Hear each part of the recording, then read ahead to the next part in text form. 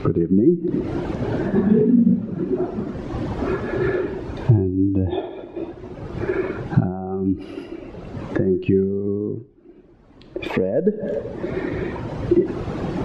Angie, right? Angie, what's your name? Yes. Angie. And what's your center? Florida Community Mindful Center. All of you. Thank you for having me tonight.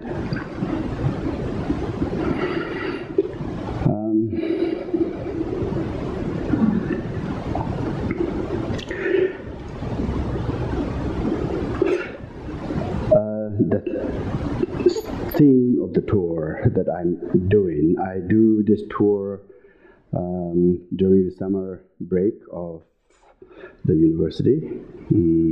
Every year I do. The theme of the tour is, like Fred said, compassion for all beings.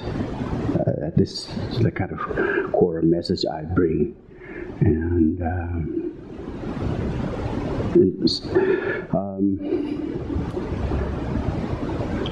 a part of,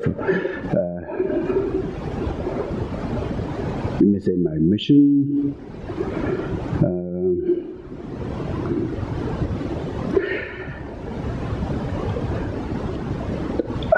A commitment I did with the dying animals at the slaughterhouse back in 1984,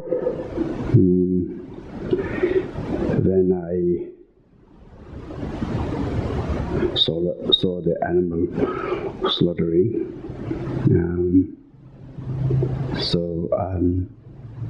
That's how my journey begins. I'm trying to bring awareness about compassionate lifestyles. Basically, if you put into simple words, trying to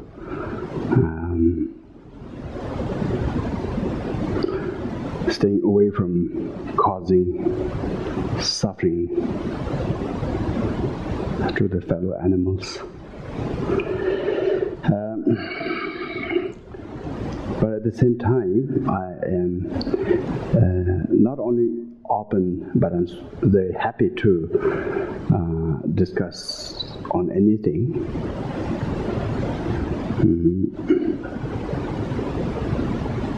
So I would really love to encourage all of you to bring up questions. Not only things that I may talk about my work, but other things relating to your, spiritual practice, Dharma practice, issues that you may have been facing in your lives, whatever, anything that you want to discuss, I will be more than happy to share my thoughts and experiences.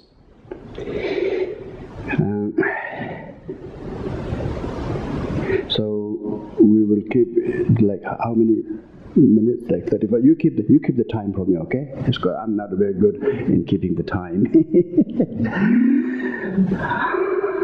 Like Fred said, we in Tibetan culture, unfortunately, like our main diet system is meat. The main food is meat. Particularly, the region I come from is the nomad area, completely relying on animal. All you have is animal. They like highest altitude. Like, normally we do know Tibet as the roof of the world, and from within the Tibet, where I come from is like way northeastern region of Tibet, so it's just very, very freezing area. We did not grow anything. So our lifestyle was completely on animal products.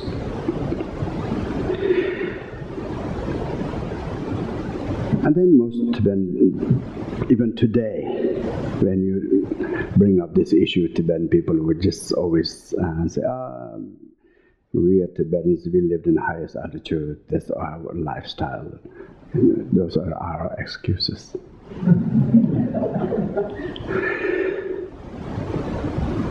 And that's the Tibetan thing. But similarly, unfortunately, again, if you look into any Buddhist country, let it be Mahayana countries that practice Mahayana tradition. Like I believe you all know, Buddhism nowadays, as we see in Buddhism, there's mainly two traditions. One Mahayana, other Theravada.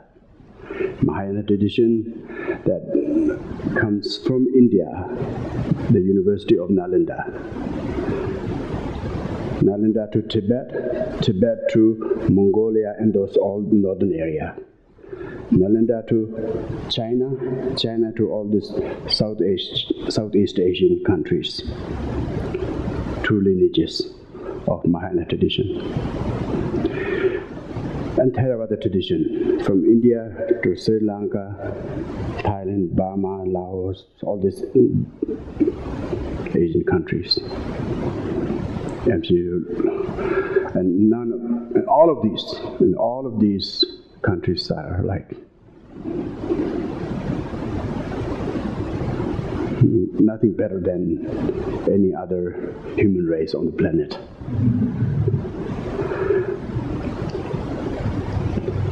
And from other cultures, like we living in India. India is basically Hindu country and lots of Muslim also. So when we meet with the rest people, non-Buddhist people, what they expect from us as a Buddhist is like, oh, are you Buddhist? That means, okay, you are Buddhist. That means they expect us being like living really compassionate lifestyle.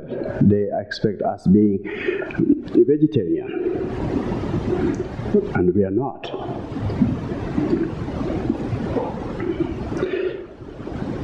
Other like non-Buddhist people believe so because Buddha symbolizes kindness and compassion. That was his message. Everybody knows that. So when we say we are Buddhist, that people expect we follow his teachings, and our lifestyle is not, not so much with the teachings accurately.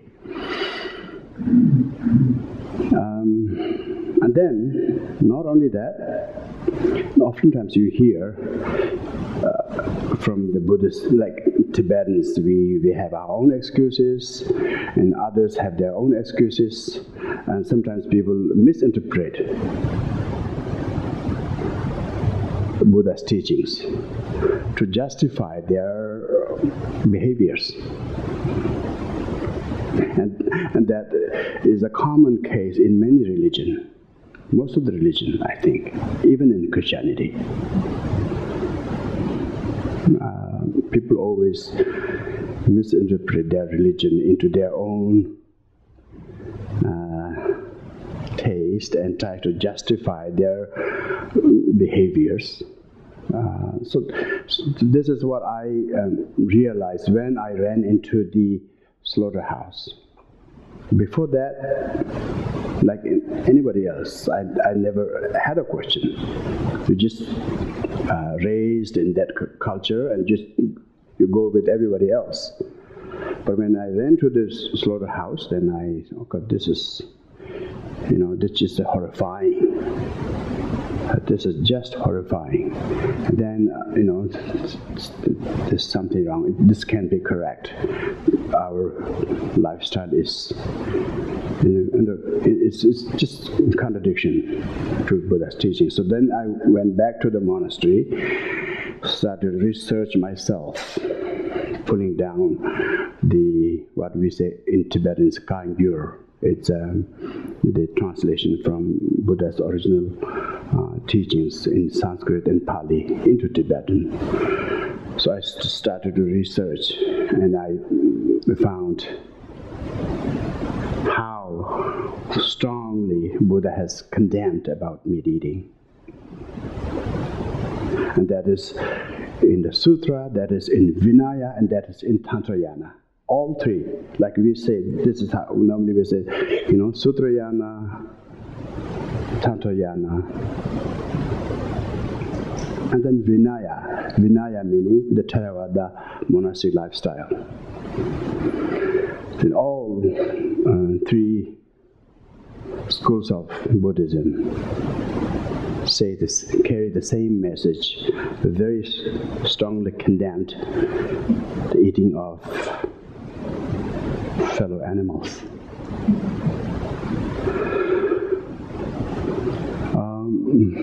So then I started to campaign for vegetarianism, trying to bring awareness, starting from my own monastery. It's been several decades now, and I'm quite happy that slowly it became a movement. And then, of course, I got support from His Holiness, the Dalai Lama. Then when he spoke on behalf of the movement, or when he spoke to promote vegetarianism and animal welfare, then it was huge. It not only worked within the exile community, but it went back to Tibet. It did many monasteries changed their way of life and turned into vegetarian lifestyle. And the exile community,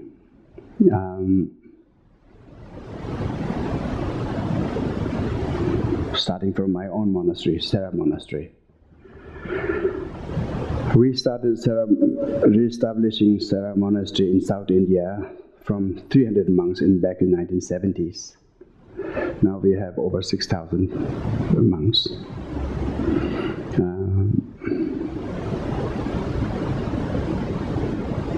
And it's been since year 2000, completely vegetarian.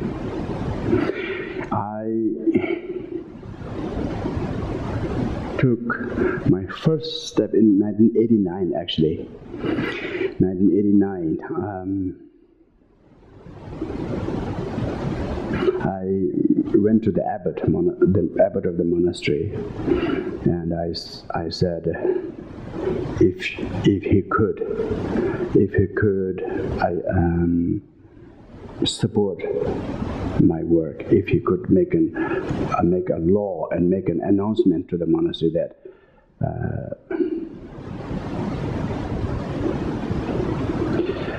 normally in Tibetan tradition,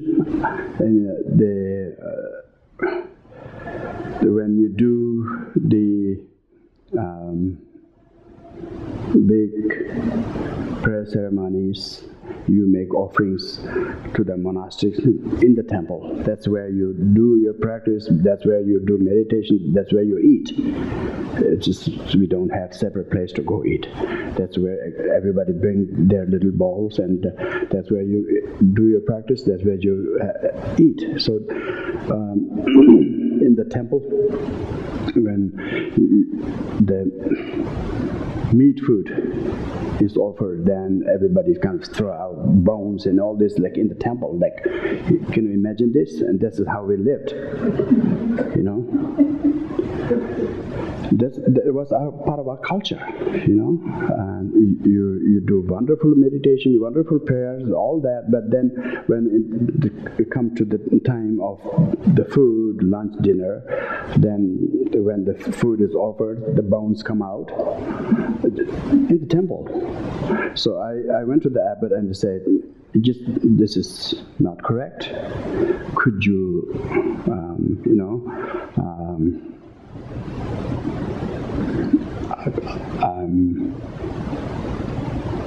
prevent that or stop that? Could you stop this? And he thought for a moment, and he said, yeah, we can do that. You know, he was quite brave actually, and he said, I think I can do that. So he did. Next morning he did that. You know, yesterday I was always called La Geshe. So actually at that time in 89 I wasn't even Geshe then. I was just, so I was called La Kamba, because La is the name of the region I come from, the Kham area. So people La Kamba. So he said La Kamba came to me yesterday, and this is what he brought up, and I think he was right. And so he said, from now on, whoever want to make an offering to the monastery, it should be vegetarian.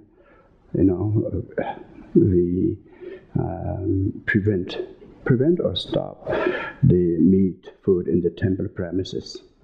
So that was my first success back in 1989. First success. And then traditionally, when you do the Geshe degree graduation, that's like what you say, lifetime achievement for a Gelug monastic, you know, the lifetime achievement. So you celebrate, you make an offering, and to do that offering again, traditionally, lots of meat. Lots of meat. And when I did, we called it Tamja Tukpa. It's in Tibetan, Tamja Tukpa, which was the Geshe Tamja, meaning the Geshe exam. That's when you proclaim that I have finished the entire studies, and now I receive, the level of Geshe, the proclamation, and then you go through the exams, the debating exam from the entire monastery and all that, and then you do an offering, feed the entire monastery, and then distribute donations. That's part of the tradition. And then lots of meat. So when it was back in 1991, when I celebrated my Geshe degree, I came up with a completely vegetarian tukpa, Tamja tukpa. I went to Bangalore, which is the biggest city in the state. I went to the dairy industries, and I bought lots of milk and lots of butter, and then lots of dates and other nuts and all these things. So it was first meat-free Geshe Tamja Tukpa in the history, I think. And people normally, when I was doing those things, running around trying to prepare, people have difficulty to imagine, would that be something eatable,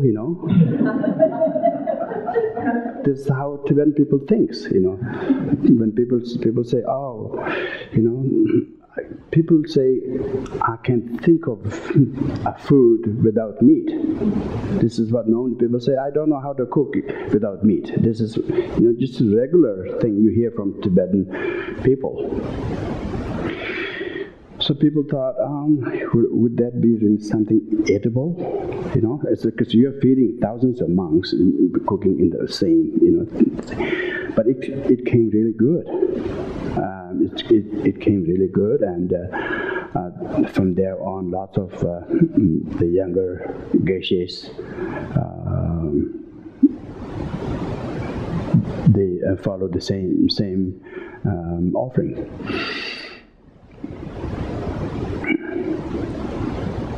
And then that was 1989 was like stopping the meat within the temple premises. And then after 10 years, in 1999, I brought, actually it's 1997, I went to His Holiness. I was doing quite strongly by then, because I was already connected with PETA here, and people for ethical treatment of animals. So I was working with, and then I was also connected with the organization called People for Animals back in India.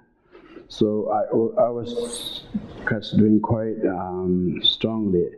But still, I was facing lots of opposition within Tibetans and so forth. And I thought I really need to seek help from His Holiness.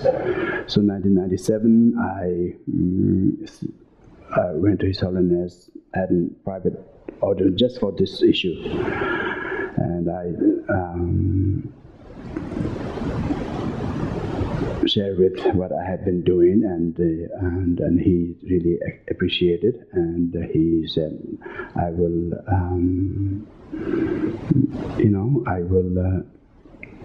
raise these questions in my teachings and talks, and he did. So that's like big shift, like Tibetan people really take serious when His Holiness talks.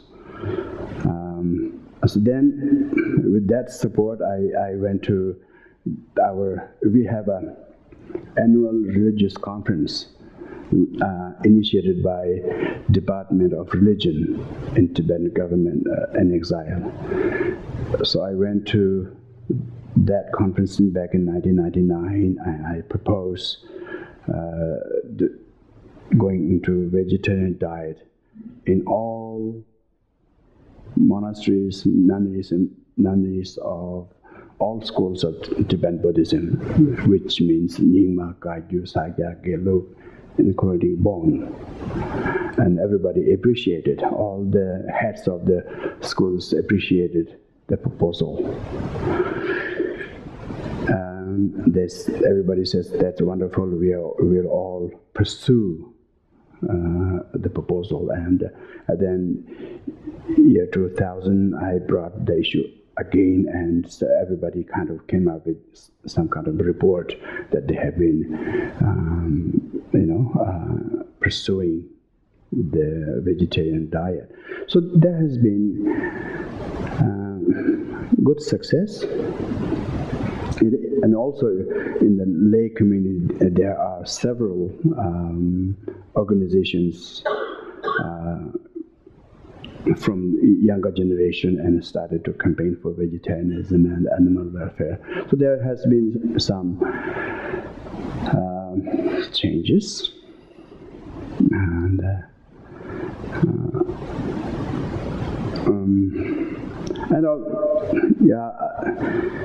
with those achievements, I also went through lots of challenges. That includes making my Tibetan friends angry.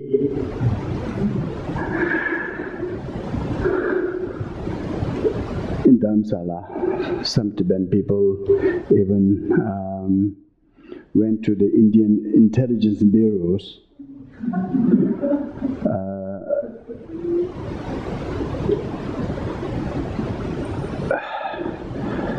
making issue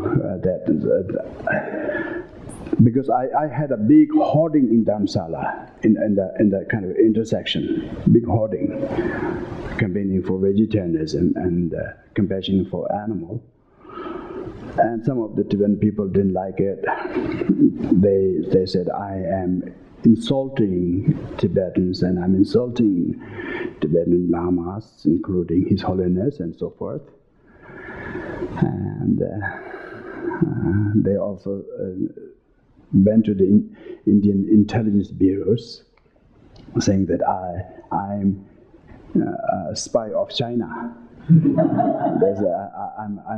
I'm a Chinese spy. So Indian intelligence bureau kind of started to chase me wherever I went.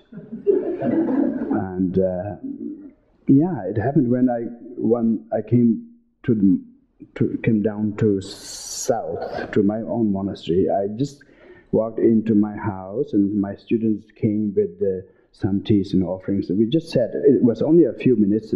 The IB guy was right in my door, and he was asking, Geshela, where are you going? What are you doing? All that information.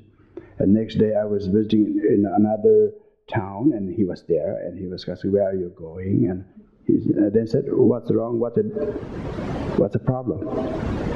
And he said, sorry, I'm just doing my duty. So then I thought it's something is wrong in there. So I went to Dharamsala. I called up with the chief of the intelligence bureau. I said, your people are chasing me. What's wrong? You know? And he wouldn't say anything directly. Then I called up a private secretary of His Holiness. I said, I want you to look into this. These intelligence bureaus are chasing me. I don't know what's wrong with it, you know. It's kind of disturbing. And then, within a week, the IB chief called me and said, Geshela, sorry, we have closed your file. And I said, thank you, but I want to know why, what happened? And then he said, it's your people. It's your people made an issue, and we traced down to the root, there's nothing in there, so we have closed your file.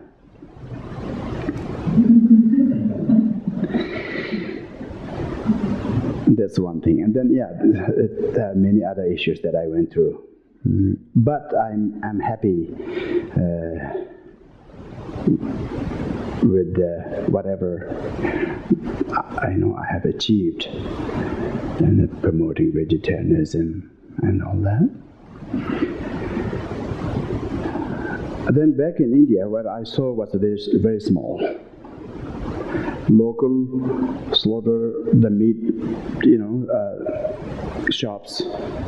They just slaughter 1 or 2 animals a day to raise their family, you know. Like 1 buffalo, maybe 2 goats, maybe a couple chickens, and that's the means of raising their family. But now, when I come back to the West, then when you see those videos on the YouTube, and that what I saw back in India was like just a very, very, you know, small. The slaughterhouses and animal industries in the West are just really a horror story. I mean, I say this, like, you know, we humans talk about heavens and hells. Most religions talk about, including Buddhism. And I say this because we talk about those things, but nobody actually have seen hell to remember, right? And we don't know. If you look into Shanti Deva's way of Bodhisattva's What's the way of life, right? Then the explanation of a hell realm is completely different.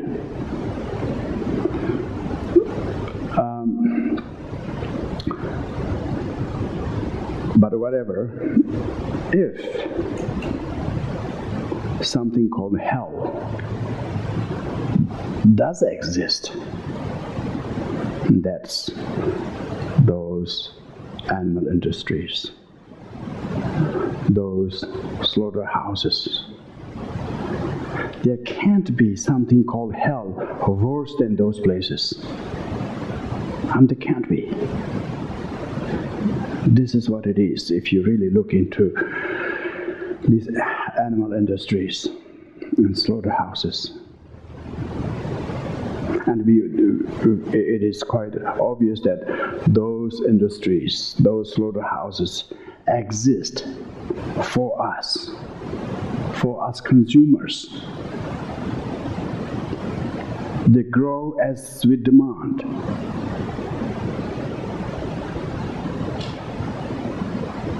People make argument, even within my own Tibetan society, people say, well, we don't kill. Yeah, but you make them kill. So therefore, if possible, try to,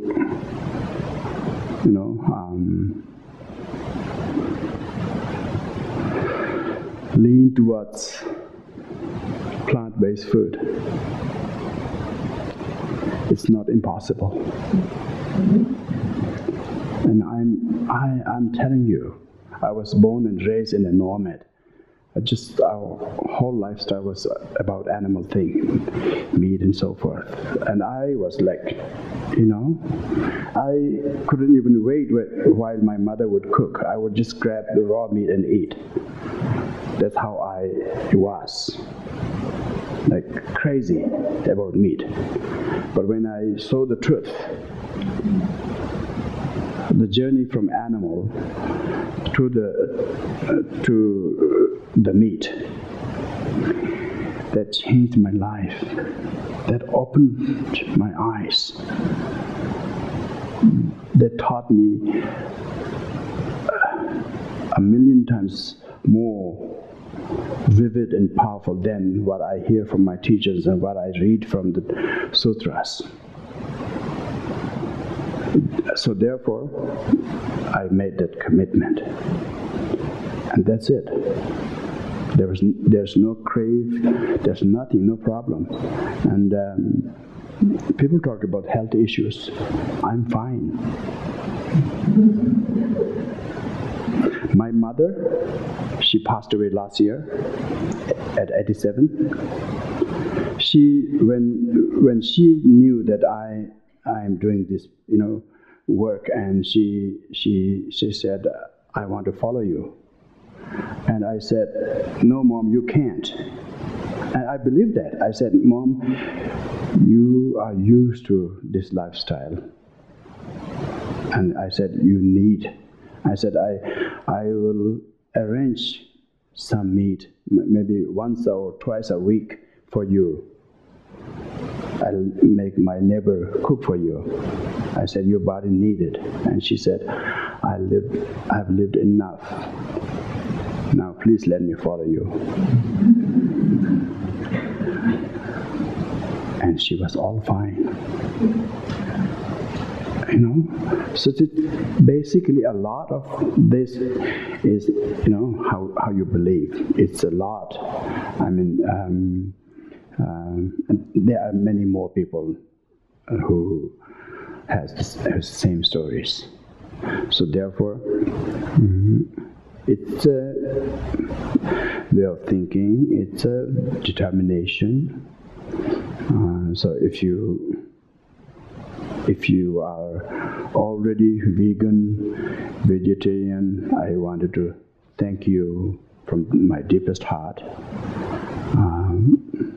If you're not, please try to cut down, slow by slow.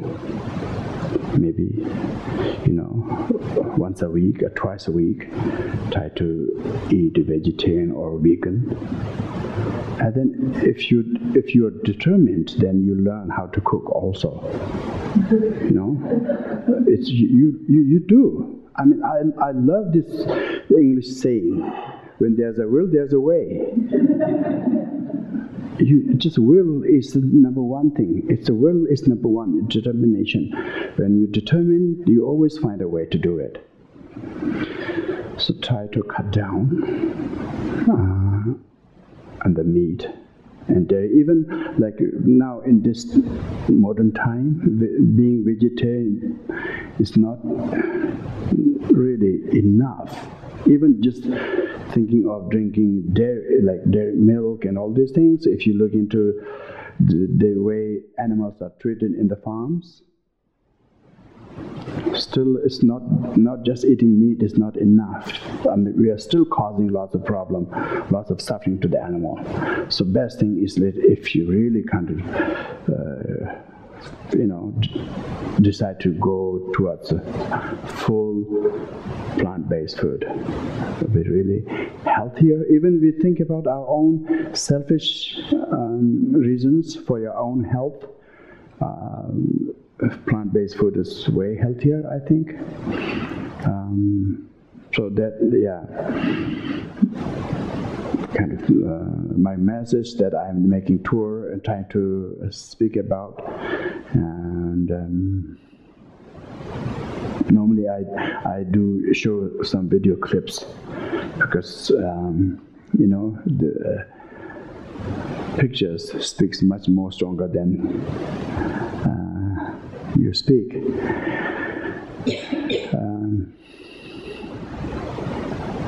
And then, of course, and then it's not only about as a perspective of Buddhism or anything. It's just basic truth,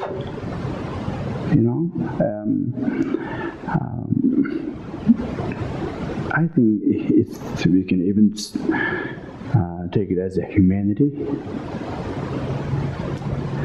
regardless of believer or non-believer. Very nature. In Buddhist language, we say Buddha nature.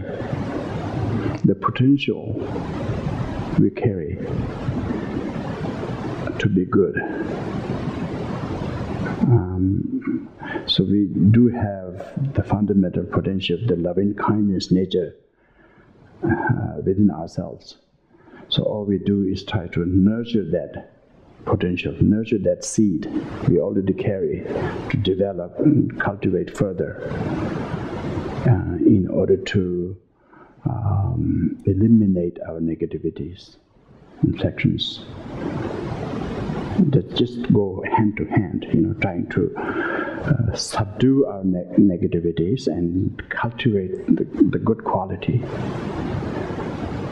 And that's not only thinking of a true Buddhist. Our true Buddhist goal is to attain the Buddhahood, to become a Buddhahood for the sake of sentient beings. That should be the true attitude of a true Buddhist, not concerning about mundane things, day-to-day feelings. A lot of the time, people just go do things just to feel good. Try to feel yourself good momentarily. Try to,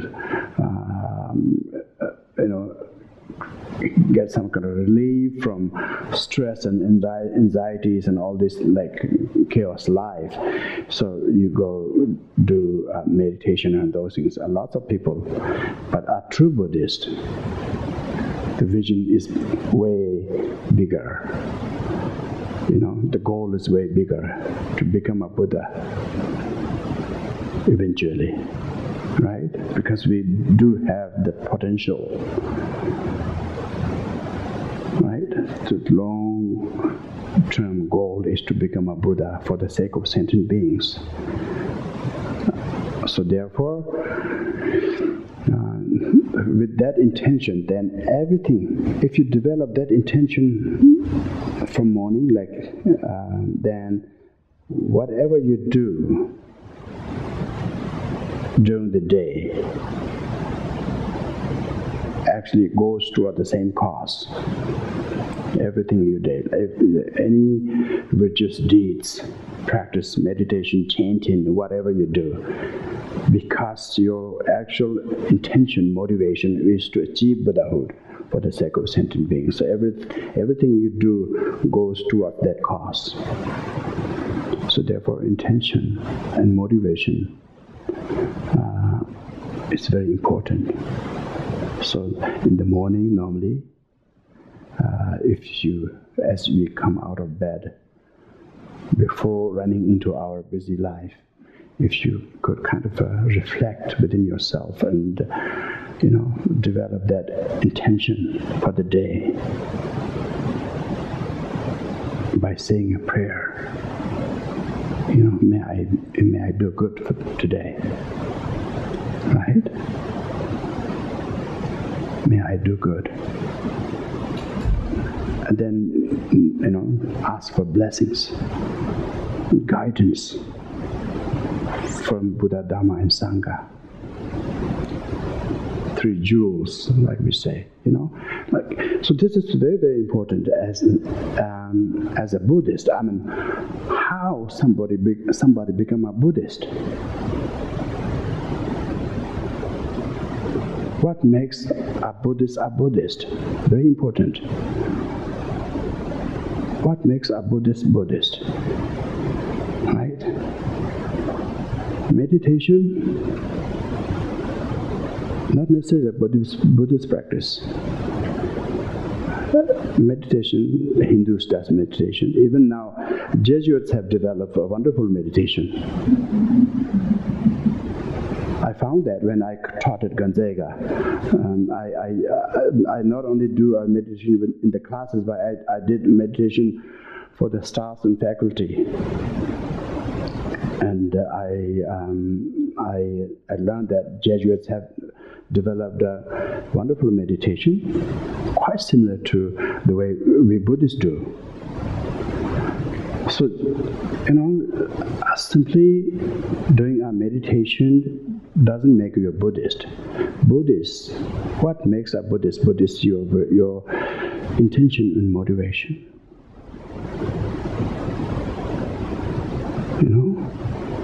Caring and loving for all beings.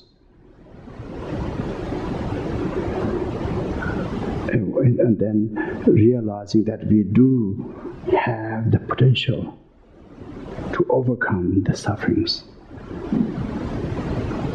right? To achieve the state of Buddhahood, or to be awakened ourselves fully, to become a fully enlightened being. And we can realize that, not just depending on saying that Buddha said that. No, Buddha said that, so what? There are so many other big guys have said different things. Buddha said, so what? But if you study and contemplate and realize, make a sense, then your practice become a genuine, right? Your practice become everything you do, big or small, it becomes a genuine, a powerful. Because lots of the time, I remember when I was a kid, because you are born and raised in Buddhist culture. Like I teach Tibetans, like we are born Buddhist. People don't believe in studying so much. They just follow the tradition and they believe we are Buddhist. We are fine. right? And I remember going to temples with my parents and all that, you just go with them and do whatever they do, like, bowing down or prostrations or making offerings and everything, that whatever everybody does, you just do, and you think you're doing good, but the hollow, nothing, empty, no nothing. You close your eyes, darkness, it's just nothing but darkness. Right? And you try to say the mantras or chantings, you try to follow the culture, but just simply saying, it's like we say parrot. You can teach parrot to say things, and they can say where you teach, but they don't understand what they're talking about, right? Similarly, you say prayers, you say mantras, but you know nothing, just performing arts. Your spiritual practice becomes a performing arts that takes you nowhere. Just, it just...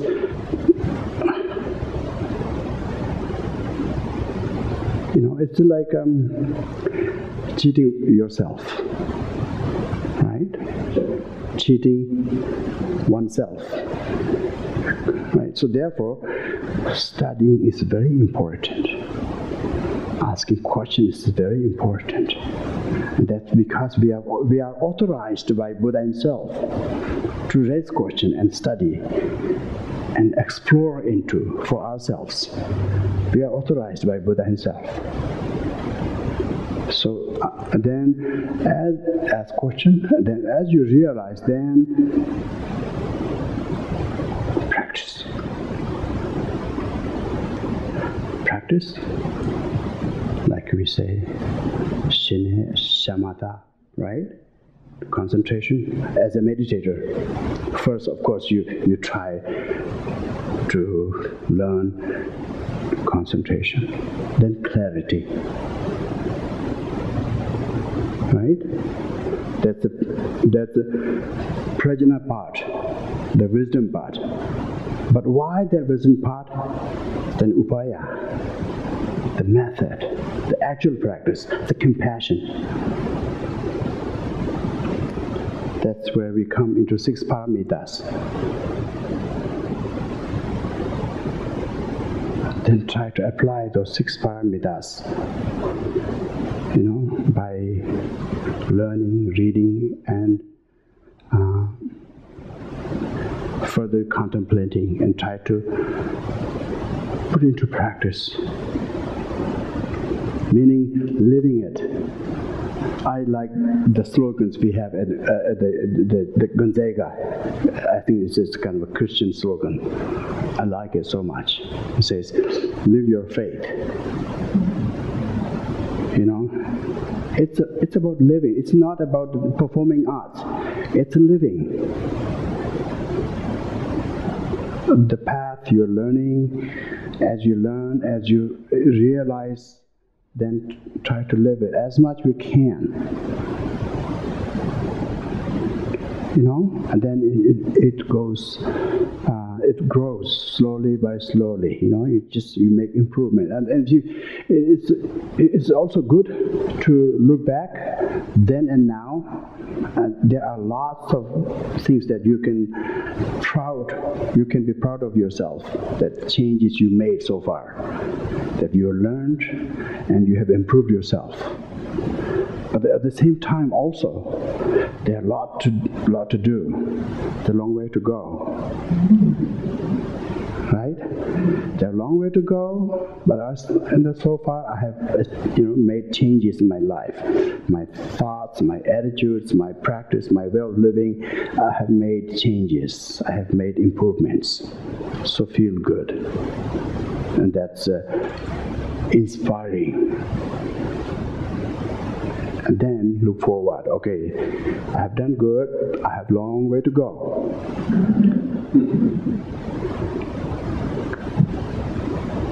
The biggest truth about that is that change is possible, and we are making changes. So therefore,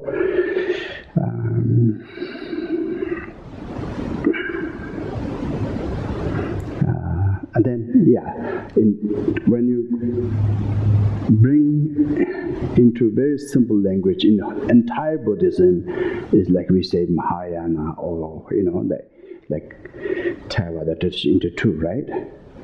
If possible, help others. That's Mahayana, bodhicitta. If not, do not harm others or do not cause harm. That's the simple Theravada view, right? So before, as like ourselves, we proclaim, we believe that we are a follower of Mahayana tradition. We practice bodhicitta, but before that,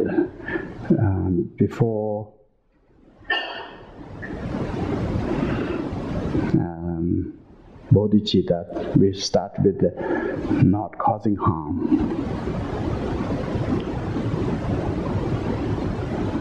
And then, if you take further steps, then go help others. But start from not causing harm. Right? So, thank you so much. We have time for some questions. Yes, please. Yes, please. Questions? Yes. Please, again, Rinpoche is serious when he says it's a free exchange, so please feel free to ask any questions about yes, sir. earlier talk or later. Yes. How did you feel when you found out that your own people were disappointed and went to the authorities to have you followed? Did you doubt yourself? Or were you disappointed? Disappointing, yeah, maybe disappointing sometimes, but no doubt, no discouragement,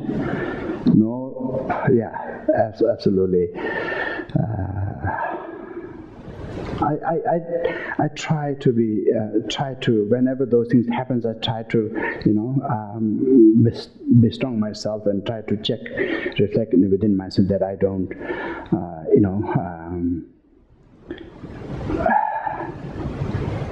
respond otherwise, so that becomes a practice.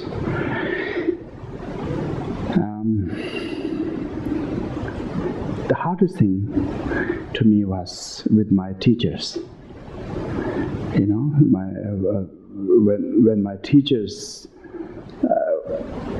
were upset with my campaign, my work, that was the hardest thing.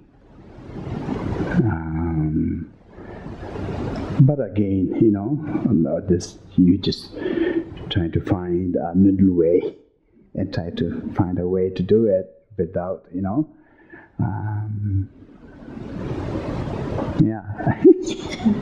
Yes, please. Thank you. You were a rebel, a delinquent. Can you tell us the transition from meat eating to vegetarian? You've explained that. What was the transition that you felt in your daily meditation?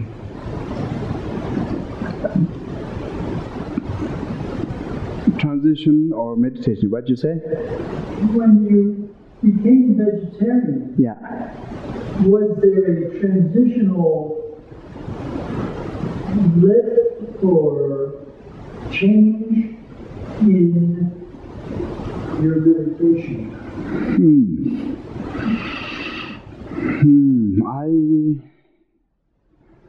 I did not notice any particular thing. I have not focused on that particular thing, that how I'm doing now, that I'm moving towards. No, I did not, I did not look into that. I think you're asking what was the differences, right? it made in my meditation from going to meat to the vegetarian. Right? That was your question? Yeah, I did not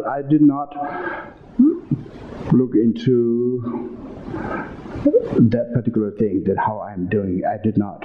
So if I say something, there will be a lie.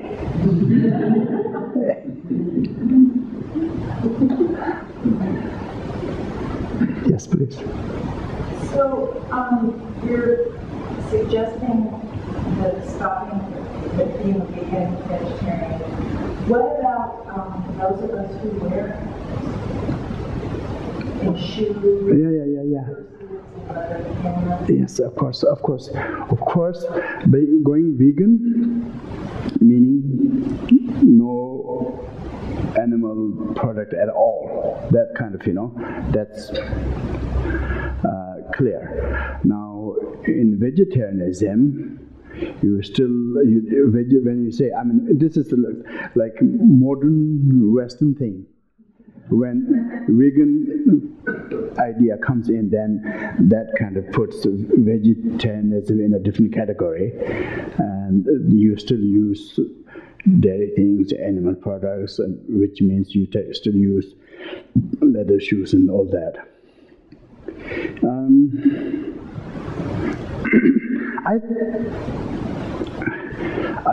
I always say, okay,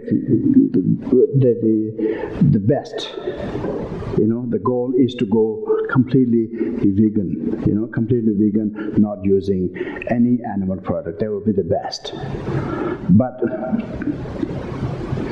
during the course of transition from here to there, you're trying to step by step, then the first thing I would request you to do by not eating meat is not using the fur. Fur is a horrifying thing. Leather, I would still say, in a way, is a side product.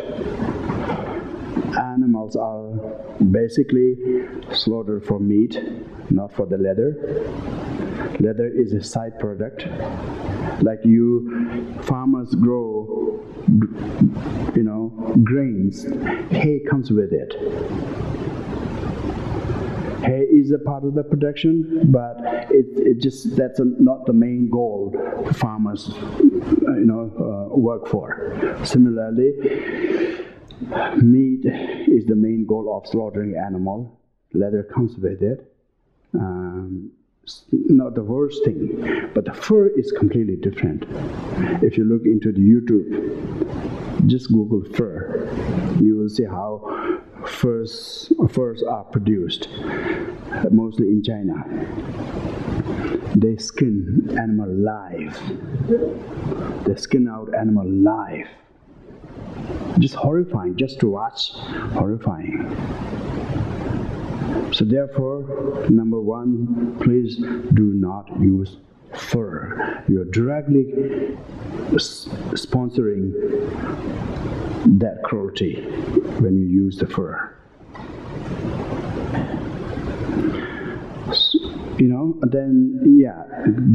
There are now. I'm grateful that, lots of even food companies producing many good vegan groceries, really good. And then also with the clothing, even the shoe, you can always go buy vegan shoes. Lots of good things available. So again, will is the number one thing. When you have a will, there's always a way. Thank you. Yes. I'm really struck by what you said earlier about people always justify. Yeah. Everywhere Buddhists can justify, because I sort of justify a little fish in my diet, and I realize that's all I'm doing. And so to hear you say, that it's just justification, but it's really not Buddhist practice to be doing that. I realize I've just been kidding myself. So thank you. Thank you. And you see, I mean, also we need to know that there's no way that we can like make everything correct overnight. That's just not realistic. You know, we all have our own things to deal with, and but intent. Have a goal. You intend to move that goal towards that goal, and then try to take, steps. Taking baby steps, slow by slow, and you make it. Then you will really enjoy when you see the progress you make. The progress you make, changes you make with your lifestyle, with your attitude, your beliefs, all of that. Your strength in dealing with issues like, with patience and tolerance. Yes. Geshela, thank you very much. Thank you. I've been involved in the animal rights movement for a while. Thank you. And it's very shameful, I must say, to be a Buddhist and to declare oneself a Buddhist in the environment among animal activists, the PETA people and humane associations and all. So it's very good. I'm very happy to meet you. I know of Checkered, another organization. Thank you. Of vegetarian. Thank you. And there are other teachers like Thich Nhat Hanh and others who do advocate harmless eating. Mm-hmm. And harmless eating is practiced in monastic situations in Korea and Absolutely. China. Yes. The job, I feel, the Buddha's life for work is, how to really, develop the skill and means to really educate the general sangha, the lay people, about this. I wonder what recommendations you may have. That's one question. The second one is, recently, 2 days ago, I met Holly Gailey, who you may know. She lived in Eastern Tibet and she's an anthropologist, and she studied in Eastern Tibet, and she gave a presentation about your work in Colorado just yesterday. Amazing to hear. I come to Tampa and I learned that you were here. It's extraordinary. We know that the Chinese have been decimating wildlife and the population of the Yaqui community in Tibet. Has your movement, how has that affected the ecology of Eastern Tibet? Has it had any effect at all? I didn't hear the last part. Has your movement had any effect in Eastern Tibet in general, in the general environment? Yeah. Yeah, to tell you the truth, personally, I have no reach in Tibet at all. I left my country when I was 3, and I actually know nobody in Tibet. And there are some students who came from Tibet, have been in my monastery. My student, they finished their studies, they went back. But they are down mostly in Yunnan area. And, we kind of stay away from communicating, because when we communicate with them, they get in trouble. So I do not have lots of contacts in Tibet, personally. In Tibet, things changes when His Holiness say a word. The people take very seriously. Then, because at some point, just a very stupid culture we had. Tibetans used lots of fur in decorating their chupas, what is that kind of gown we wear, and then hat from the fox fur. And then it was tigers and so forth. Tibetan people use a lot of fur. And His Holiness, when His Holiness spoke about the fur issue, from all region of Tibet, people came out, burnt all, took a big movement to prevent the fur products. So it's been big achievement back in Tibet regarding fur. So yeah, but I can't say the whole Tibet 100%, just difficult to say. But yeah, there has been big effect from His Holiness words. So what alternatives to meat can you provide? Can you to Tibetans?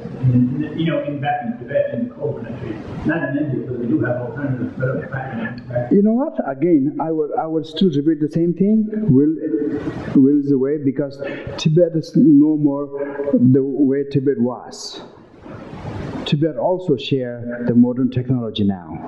They have lots of greenhouses and everything. Now, even in my area, back like in the nomad area, people have greenhouses. Now Tibet is no more like 100 years back. Tibet also share the modern technology. So it's just about the will and awareness. Yeah, so changes are coming, but it's a long way to go. Thank you. Thank you. Yes. This will be the last. Okay. Thank you. Yeah. Yes. Yes. I understand not eating meat and not dairy and dairy products. I'm vegan myself, but what I wonder about, and I also wonder about my own practice, is having possibly a small farm in the future where an animal is part of the ecosystem to develop eco-friendly crops, but perhaps then introducing milk into my diet and knowing that the animal is treated okay. Do you think that relating to animals in that way is compassionate, or is it still kind of egocentric? No, this is what I think, like, like Buddha, when Buddha talked about vegetarianism, now the vegan is a new thing, the whole idea of vegan was born in England in 1944. That's where vegan society came into exist, because of the modern industrialization of animal. So vegan, the idea came into existence. But ancient time, the vegetarianism means plant-based food. And so, having said what Buddha had to say, but at the same time there were some exceptions.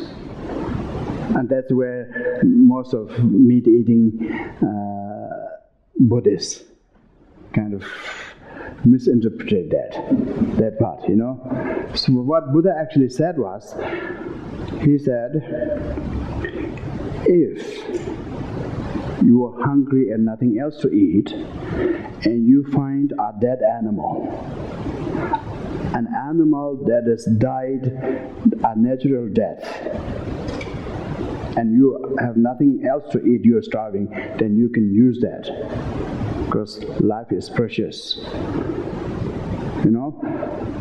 So what is approved by Buddha is to eat a natural dead animal. But that one nobody eats. Right? Right? So when I got liver cancer, I'm actually a liver cancer survivor. When I got the liver issue, the Indian doctors gave up on me back in India. And some of my students arranged me to go to Taiwan. They said Chinese medicine has a good herbal medicine for the liver. So I went to Taiwan. And I met with 4 different Chinese doctors, 2 herbal doctors, 2 allopathy doctors. They all came together. We had a meeting about my health issues. And all these doctors said, he said that my liver is very, very weak. It's just, it's very chronic. You really need good protein. You have to eat meat. It's about your survival. And I said, I would rather choose to die. I would not eat meat. Then they said, Geshela, could you take some fish, please? They said, it's important. And I said, fish is, a type of meat to me. It's the same thing. I would not eat. Then they say, what about a little dairy like milk and egg? Then I said, I can think about that. Because back in India, in our own family, we raise our own chicken, we raise our own cows, we have our own milk. So I know they have their own natural life. So because by then, because I was already vegan, I learned from American students. I have some really, really good American students I met in Harvard when I first spoke at Harvard. So I was already vegan then, and now I have this liver issue. Then I said, okay, I can think about that, because I thought back in India, you have your own chickens and cows, and that's a kind of the approved one from Buddhist perspective. So I'm sharing this story with you. So if you have your own, backyard animal and you treat the animal in a natural way, compassionately, there's nothing wrong using that, right? It's because why we are pursuing vegetarianism or veganism for a reason. It's not dogmatic. It's not kind of a black and white thing. For a reason. So it's just when you are not further causing suffering, then it's okay, I think. Right? Make sense? Thank you. Thank you. Thank you. Thank you.